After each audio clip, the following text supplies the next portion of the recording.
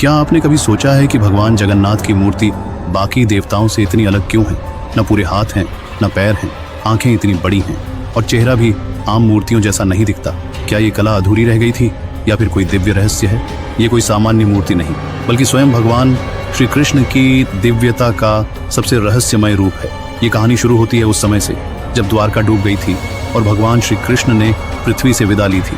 उनका शरीर समुद्र की लहरों में विलीन हो गया, लेकिन कहा जाता है कि उनका हृदय, जिसे नीलमणि कहा गया, वो नष्ट नहीं हुआ, बल्कि साक्षात चैतन्य रूप में धरती पर रह गया। सदियों बाद उड़ीसा के राजा इंद्रद्युम्न को स्वप्न में श्री कृष्ण ने दर्शन दिए और कहा, मेरा हृदय अब भी इस धरती पर है, उसे खोजो और मेरे लिए मंदिर बनवाओ। मैं एक विशेष स्वरूप में प्रकट होना चाहता हूँ। राजा ने समुद्र किनारे खोज शुरू की और एक दिव्य लकड़ी का टुकड़ा मिला जो न डूबता था न जलता था और छूते ही हृदय को शांति देता था। तभी वहाँ एक रहस्यमय वृद्ध बढ़ई आया और बोला, मैं भगवान की मूर्ति बनाऊंगा, पर एक शर्त है, 21 दिन तक कोई भी दरवाजा नहीं खोलेगा, नहीं तो मूर्ति अधूरी रह जाएगी।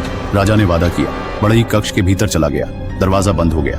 अंदर से कुछ दिनों तक आरी हथौड़े की आवाज आती रही। फिर सब कुछ शांत हो गया। जैसे जैसे दिन बीतने लगे, राजा को चिंता सताने लगी। 15वें दिन उन्होंने दरवाजा खुलवा दिया। अंदर वृद्ध बढ़ई नहीं था, वो गायब था, जैसे धरती ही निकल गई हो। लेकिन वहाँ 3 मूर्तियां थीं, भगवान जगन्नाथ, बलभद्र और देवी सुभद्रा की। लेकिन मूर्तियां अधूरी थी, न हाथ पूरे न पैर, आंखें बड़ी बड़ी और चेहरा अत्यंत भावुक। राजा घबरा गया। क्या मैंने गलती कर दी?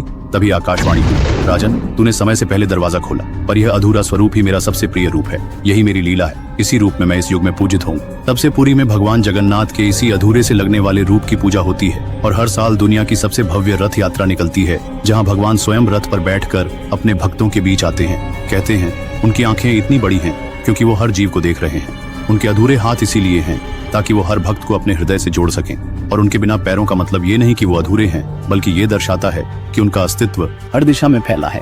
भगवान जगन्नाथ अधूरे दिखते जरूर हैं, पर वे पूर्णतम हैं। उनका यही स्वरूप हमें सिखाता है कि ईश्वर की पूर्णता हमारी आंखों से नहीं, श्रद्धा से देखी जाती है।